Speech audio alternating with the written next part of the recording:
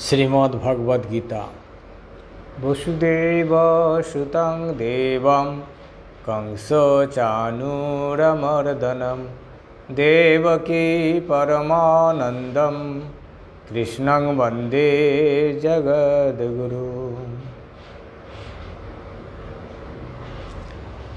षष्ठ अध्याय पर्व तृतीय 11 নম্বর श्लोक থেকে।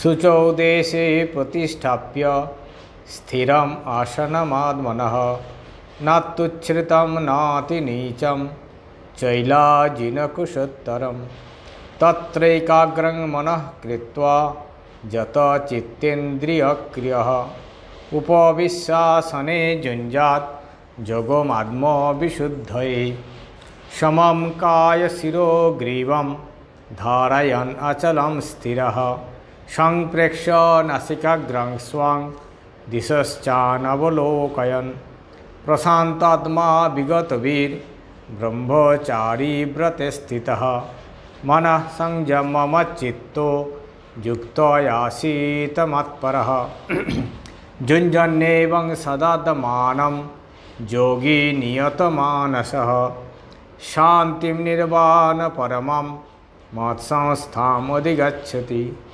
नात्यश्नतस्तो योगोऽस्ति न चैकान्तम् अनश्नतः न चाति स्वप्नशीलस्य जाग्रत नैव चार्जुन युक्ताहार विहारस्य युक्तचेष्टस्य कर्मसु युक्तस्वप्नावबोधस्य योगो भवति दुःखः यदा विनियतं चित्तम् आत्मन्येवावतिष्ठते निष्प्रियः सर्वकामेभ्यो युक्त इत्युच्यते तदा यथा दीपो निवातस्थो नेङ्गते सोपमा स्मृता योगिना यतचित्तस्य युञ्जतो योगमात्मनः यत्र प्रमति चित्तं निरुद्धं योगसेवया यत्र चैवात्मनात्मानं पश्यन् आत्मनि तुष्यति।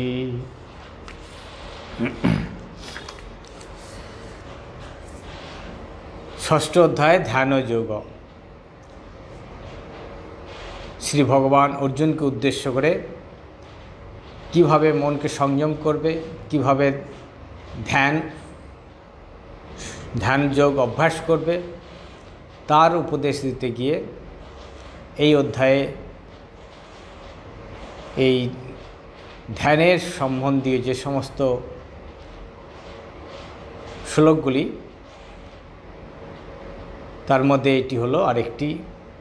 শুচৌ দেশে প্রতিষ্ঠাপ্য স্থিরম আসনম আত্মনঃ নাত্যুচ্ছ্রিতম নাতি নীচম চৈলাজিন কুশোত্তরম। শুচৌ দেশে যে ধ্যান যখন করবে, ভগবানের নাম যখন করবে, কোথায় করবে, কিভাবে করবে না, যে স্থানে ভগবানের নাম করবে সেই স্থানটি যেন পবিত্র হয়, অর্থাৎ বাহ্যিক আভ্যন্তরীণ যেন তার পবিত্রতা থাকে। বাহ্যিক হলো তার পরিষ্কার পরিচ্ছন্ন, আর আভ্যন্তরিক সেটিও হলো মন যাতে শুদ্ধ হয়, মন শুদ্ধ মনে ভগবানের নাম করতে হয়। তাই যে স্থানটি বসে ধ্যান জপ করবে সেখানটি যেন পরিষ্কার পরিচ্ছন্ন থাকে, সেখানে যেন কোনো বিষয়ের কথা না হয়, সেখানে যেন কোনো অন্যায় কিছু কাজ না করা হয়, সবসময় সেই স্থানটি যেন পবিত্রভাবে বজায় রাখা হয়। সেই জন্যই প্রত্যেকে, বিশেষ করে ঠাকুরের যারা ভক্ত, ভগবানের ভক্ত যারা, তারা ভগবানের নাম করার জন্য, ভগবানকে ধ্যান করার জন্য একটি আলাদা ঘর তারা রেখে দেয়, আলাদা জায়গা তারা সবসময় রেখে দেয়, যাতে সেই জায়গাটিতে গেলেই ভগবানকে মনে পড়ে, ভগবানের নাম স্মরণ হয় এবং সেখানটা যেন ভগবানের একটা তন্মাত্রা সবসময় বইতে থাকে। কারণ সেখানে যদি ভগবানের চিন্তা ছাড়া ওর অন্য কোনো চিন্তা না হয় তাহলে সেই তন্মাত্রাটা ভগবত তন্মাত্রায় পূর্ণ থাকবে। তাই বললেন ওই পবিত্র স্থানে স্থিরম আসনম আত্মনঃ, স্থির হয়ে সুখাসনে পদ্মাসনে, যে আসনে বসলে শারীরিকভাবে কোনো কষ্ট হয় না, অর্থাৎ মনটা যাতে শরীরে না পড়ে থাকে। যদি শারীরিক কষ্ট হয় পা ঝিনঝিন করবে, কোমরে ব্যথা হবে, তাহলে তো মন ভগবানে যাবে না, শরীরে পড়ে থাকবে। তাই এমনভাবে আসন করে বসতে হবে যাতে আরাম করে বসা যায়, অর্থাৎ শারীরিক কষ্ট যাতে না হয়। তবে সব থেকে ভালো হলো সুখাসন, পদ্মাসন, মানে নিচেতে বসে।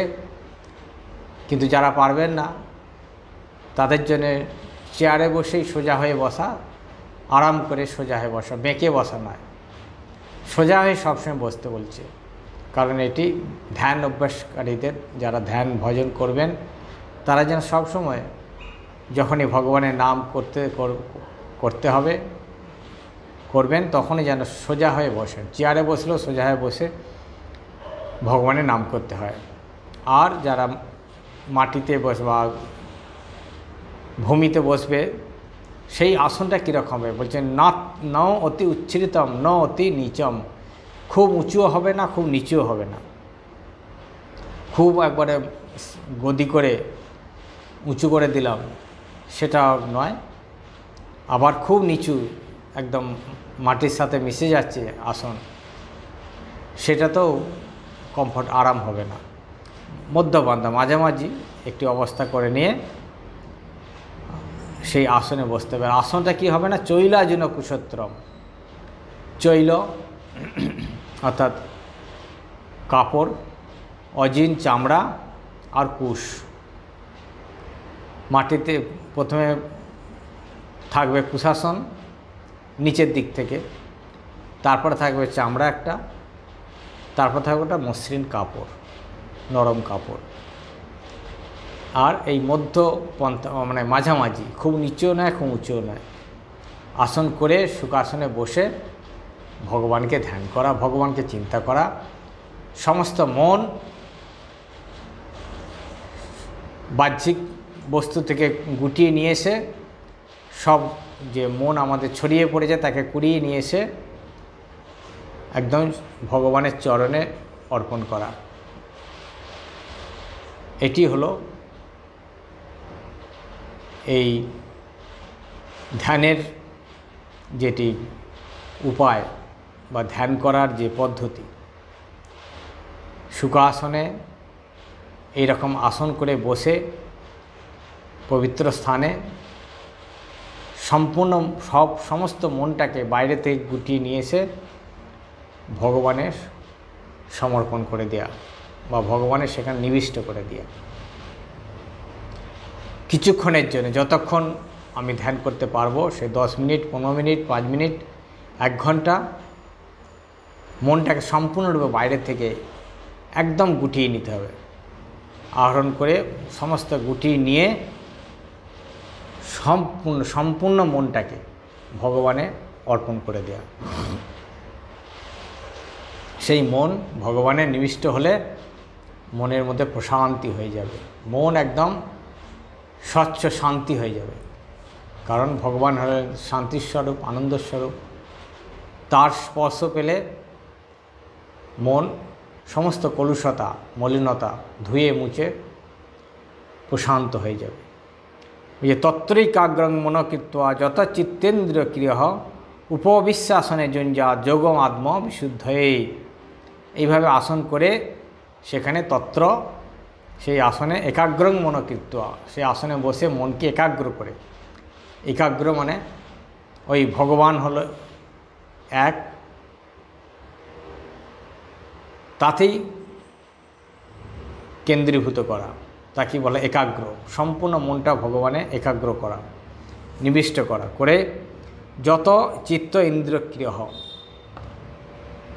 যত মনের মধ্যে যে সমস্ত আমাদের যে সংকল্প বিকল্প ইন্দ্রিয় বাইরের দিকে যেগুলো সবসময় ধাবিত হচ্ছে সেগুলোকে সংযত করে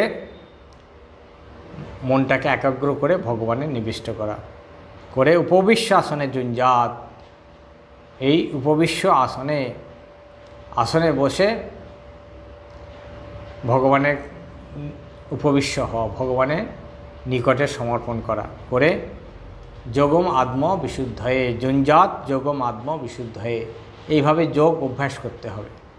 কেন না চিত্তশুদ্ধির জন্যে, আত্মবিশুদ্ধয়ে মন, বুদ্ধি, চিত্ত, অহংকার এইটাকে শুদ্ধ করার জন্য। আমাদের মনের মধ্যে এই সমস্ত অশুদ্ধতা হয়ে আছে,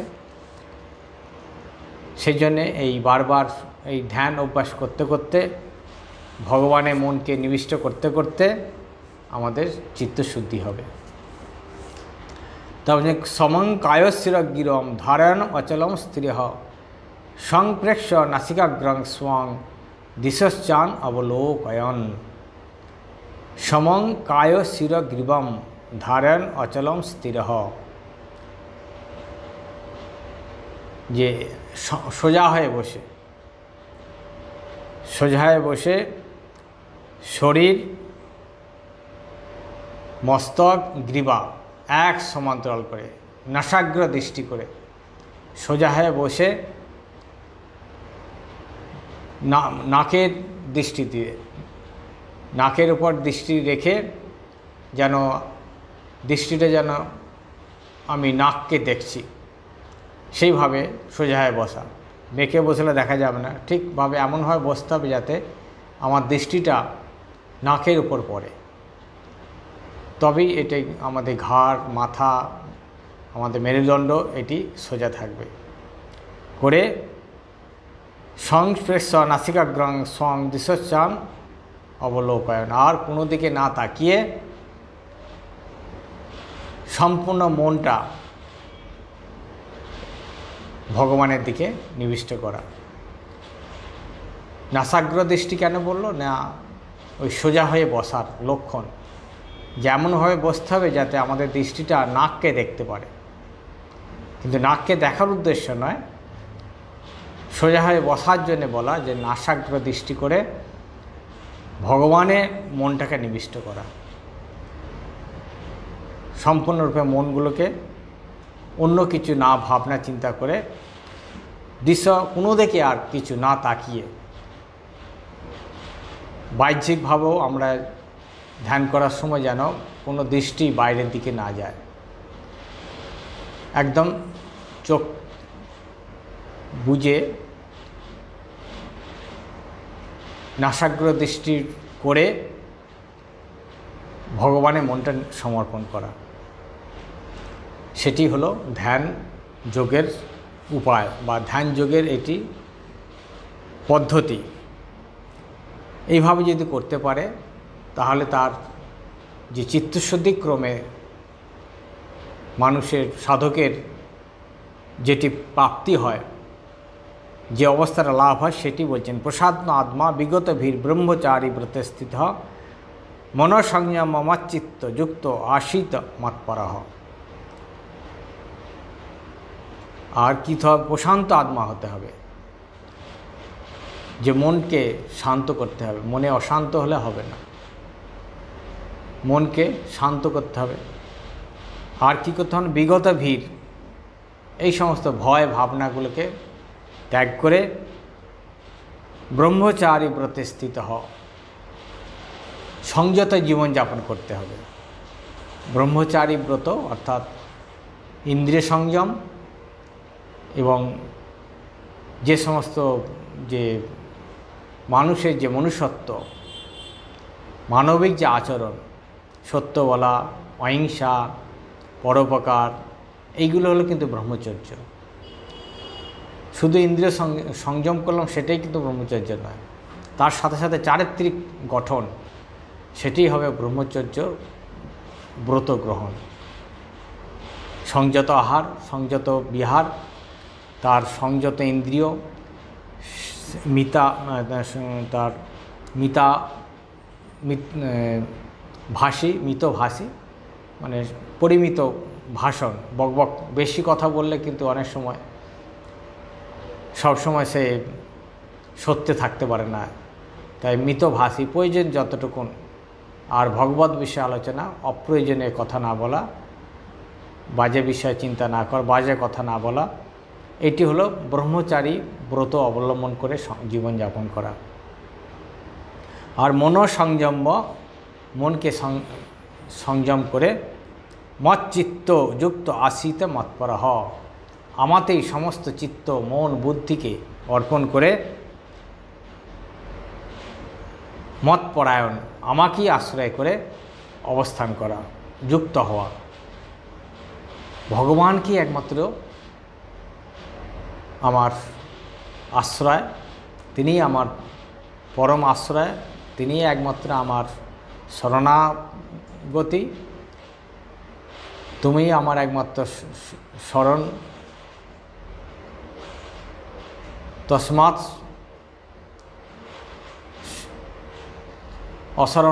অশরণম, তুমি একমাত্র আমাদের, তুমি ছাড়া আর আমাদের কোনো শরণ নেই। এটি হলো মৎপরহ, তিনিই আমার একমাত্র আশ্রয়, আর কেউ আশ্রয় নয়। এইভাবে তাতে যুক্ত হয়ে যদি কেউ অবস্থান করে, সাধন করতে পারে, ধ্যান অভ্যাস করতে পারে, করতে করতে যুঞ্জন এবং সদাত্মানম যোগী নিয়ত মানস না শান্তিম নির্বাণ পরমাম মৎ সংস্থাম অধিগচ্ছতি। এইভাবে যুঞ্জন এবং সদাত্মানম, এইভাবে সদা সর্বদা অভ্যাস করতে করতে যোগী নিয়ত মানস, এই মনকে সংযম করতে পারে, মনকে আয়ত্ত করতে পারে।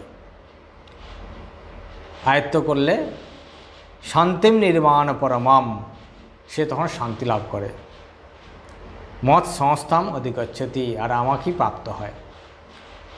সেই যে সদা এই রকম অভ্যাসকারী যে যোগী, সংযত চিত্ত হয়ে, সংযত ইন্দ্রিয় হয়ে যে আমাকেই আশ্রয় করে অবস্থান করতে পারে, আমার সাথে যুক্ত হতে পারে, সেই ব্যক্তি, সেই সাধক নির্বাণ প্রাপ্তি হয়, শান্তি প্রাপ্তি হয়, পরম নির্বাণ, পরম শান্তি প্রাপ্তি হয়ে আমাকেই প্রাপ্তি হয়। মৎ সংস্থান অর্থাৎ আমাতে লয় হয় বা আমার সাথে একাত্ম হয়, আমাকেই সে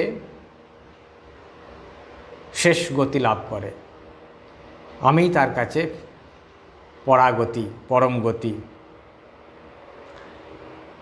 আর সেই ব্যক্তি একমাত্র এই শাশ্বত যে শান্তি, সেই শাশ্বত শান্তির অধিকারী হয়।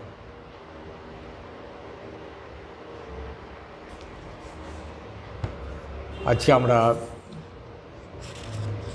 এই কয়েকটি শ্লোক পাঠ করলাম। আবার পরের দিন আমরা 16 শ্লোক থেকে আমরা পাঠ করব। ওম শান্তি শান্তি শান্তি, হরি ওম তৎসৎ। শ্রীরামকৃষ্ণার্পণমস্তু।